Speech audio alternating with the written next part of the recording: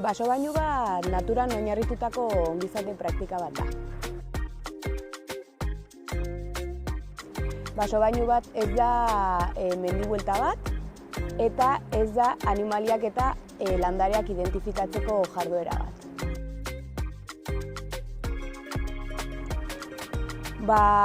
Hau ez da zuhaitzak besarkatzeko jarduera bat, baina saioan zehar baten batek hori egin nahi baldin badu, arazorik gabe egin dezake. Oso jarduera ireki eta askia da.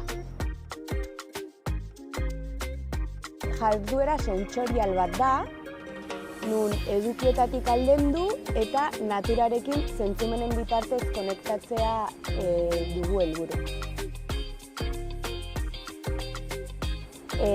Baso bainu bat edozein naturgunean gauzatu daiteke, horregatik baita ere natura bainua izendatu dezakegu. 2 ordu inguruko saioak izaten dira. Naturan ezohikoa den modu batean egoteko aukera ematen digu, eta aldi berean naturarekin kontaktu zuzena edukitzeak dituen onura fisiko, mental eta sozialak eskaintzen dizkigu.